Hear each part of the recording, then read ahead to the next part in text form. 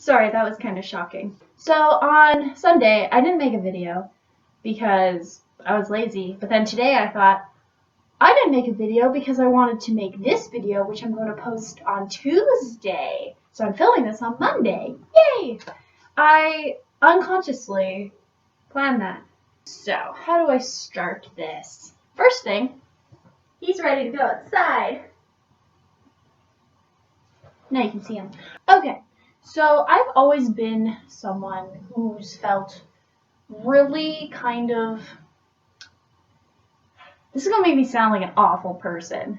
I've always felt okay and accepting of the fact that my mother passed away. This is one of those videos. Let me explain. My mother passed away when I was in grade 12, so 2008. So she passed away like 8 years ago tomorrow. So my mom passed away on February 2nd, Groundhog Day. So I've always felt really accepting and positive sort of about the experience, which makes me sound like the worst person and like I didn't love my mother and like I'm glad she died kind of thing, which is not true. I feel like her passing away helped me develop and grow as an adult. It helped me become more independent, and I was very dependent on my parents. A lot. So I think that experience helped me grow who I am as a person now, which is a lot more independent. Yeah, that was probably like the most positive thing about it, but I think that was really important. So this isn't going to be one of those videos about, oh, my mom died and I'm really sad about it, emotional crying. If you want to make a video like that about someone important to you passing away, that's fine. That's how you grieve. But I've been grebbed. That's not a word. Grebbed. We're just going to say it. I've been grebbed for like 5 years. But I am going to share with you some stuff about my mom. So my mom, her name was Linda Margaret Gonzi, and I'm going to confirm that. Yes, I'm an awful daughter. 5 points if you can guess where the silent C is in Gonzi. Find out at the end of the video.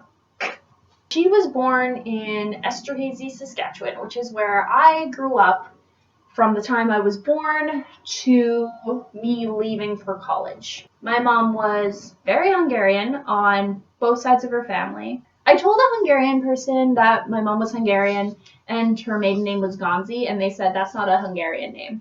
So maybe there's something else in there, but as far as I know, she was like 100% Hungarian. But yeah, so my mom lived in Esterhazy for pretty much, I think, like all of her childhood and teenage life. She married my dad in 1984. She had 3 kids previously from a different marriage. And then my sister Kelly was born. And then I was born in 1990, the greatest year of all.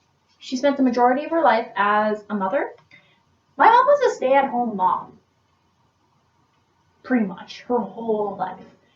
I did some math and discovered that my oldest brother was born when she was like 18. So my mom was like a teen mom. It never really hit me, and it was something she never really talked about. Ever. Maybe that's why she wanted me to go on birth control 2 weeks into dating my first boyfriend. So my mom had a kid living at home with her from the time she was 18 until she died at the age of 53 or something? That's a really long time to always have a kid at home. Because my mom had 5 kids and they were all quite spread out. I'm 25 and my oldest brother is like 43-ish. So that was a fun fact. She was a housewife / stay-at-home mom. She never really had like a full-time job my whole life. That was her full-time job. She was a mom to 5 kids. Although we're so spread out that by the time I was born, my oldest brother was 18. He's graduated high school already. And then my oldest sister had moved out when she was 15. So we're all really spread out. So she wasn't really a full-time mom to 5 kids under the same roof ever. Any job my mom had, it was usually part-time, or she would help out my dad with his contracting business, or she had her own greenhouse where she sold flowers to people. My mom really liked flowers. You know how people go around and they sell Arbonne, like makeup, and then there's like Avon and Tupperware. There's this other company called Epicure, and my mom sold Epicure to people. She went to trade shows and sold like chip dip and cooking supplies and spices. She did a little bit of waitressing. We actually were co-workers at one point. Oh yeah, my mom worked at a bar. Fun story. My mom worked at a bar, and through that job, she got to become friends with Hell's Angels. So the one time we were working together when I was like a teenager, and we were working at this event called Beer and Barley. And it's kind of like a motorcycle event. These like bikers came in, these like Hells Angels bikers, and they saw my mom and they were like, Linda! And they started hugging her. And I was kind of concerned. What did you do when you were younger?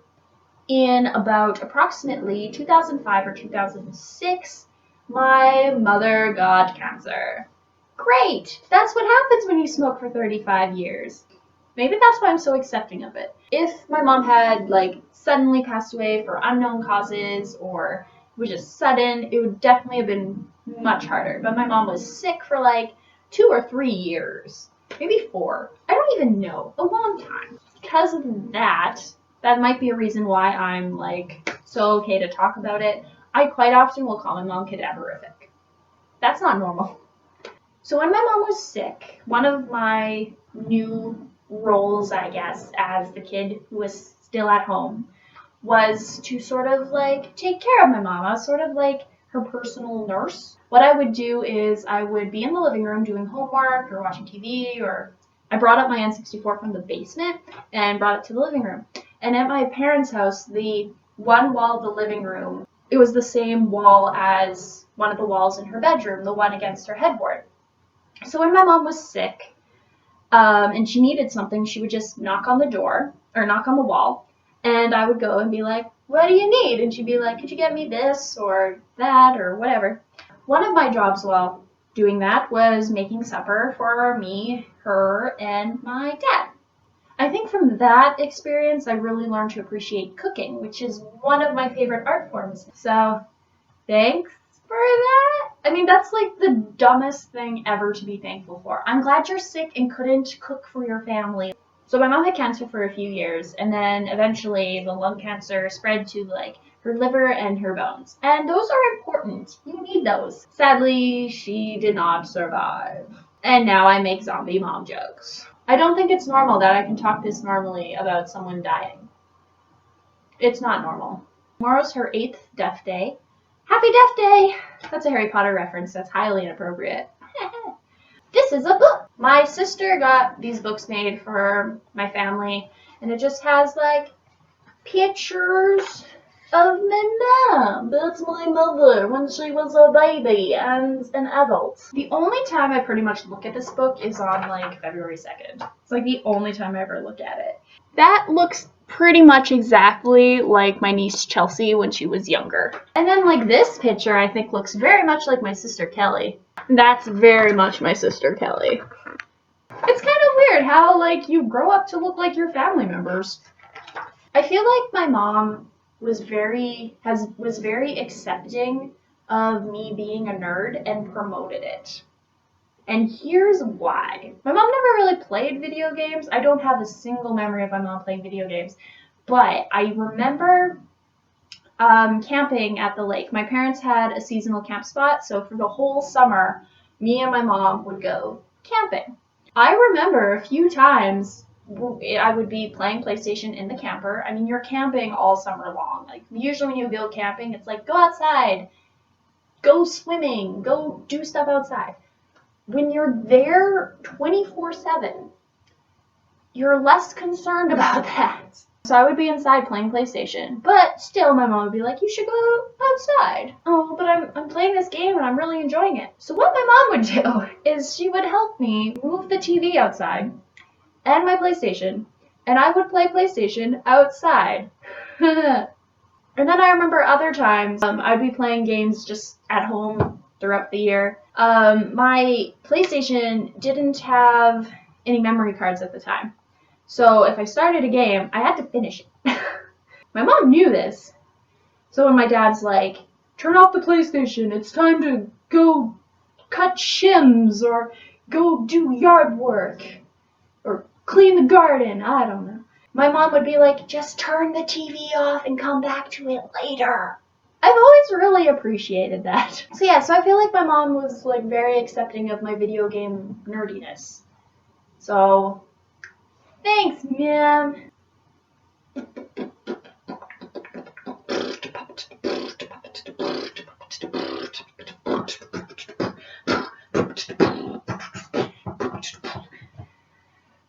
The things I do when thinking of content. So my mom was Hungarian, and because she was Hungarian, she cooked a lot of Hungarian food.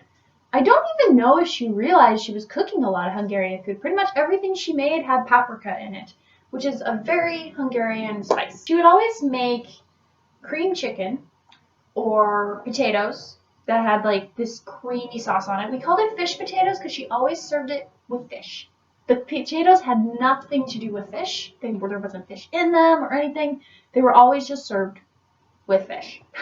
She would make cabbage rolls a lot, pierogies. She used to make like this chicken and rice dish. She would cook chicken meat and then just let it cook, and then you put the rice in, and then you can add like frozen peas she put in quite often, and then she probably topped it with water. When I used to make it before vegetarian hit me, I would add chicken broth and also paprika because my mom, and it was really, really good. And I don't even know if she realized she had like a really like Hungarian, Eastern European food palette. I don't know what to call it. Inspiration?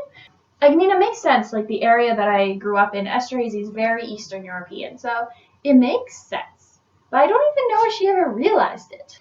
I really now really appreciate that about my mom's cooking. It was cultural, and like it makes me sad about the fact that I'm now vegetarian and I can't really make anything besides cabbage noodles. I think I'm gonna make cabbage noodles for supper today. So a recap.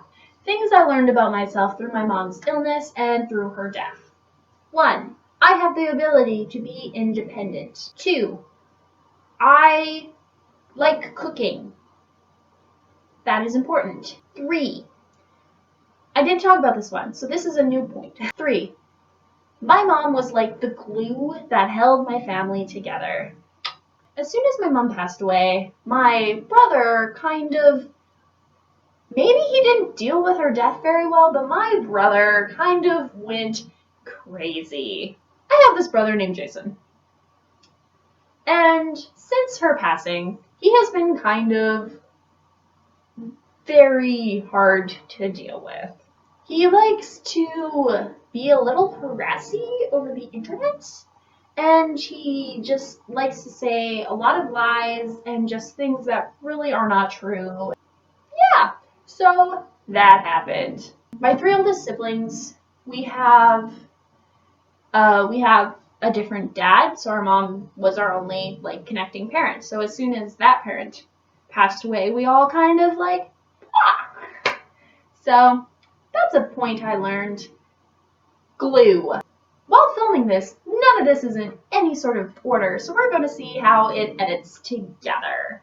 And my voice will be cracking in different points because my voice is really tired right now. Happy 8th Death Day, Mom. My mom was a religious person, so she probably is like in heaven or whatever. But if so, hope you're having fun hanging out with Jim Morrison and listening to Michelle Bubble over the radio because you probably listen to Earth Radio, and doodling while you're on the phone, and making things with paprika, and gardening. Normal people would probably end this video with being like, I hope you're really proud of me for all the accomplishments I've done, but I am an atheist. So in my brain, she has no soul right now. She just dirt. I'm an awful human being. Thanks everyone for hearing my video about my mother and thinking I'm an awful person. I will talk to you later, maybe on a happier note. I can talk about nerdy stuff, which my mom would approve of. Yay! Bye.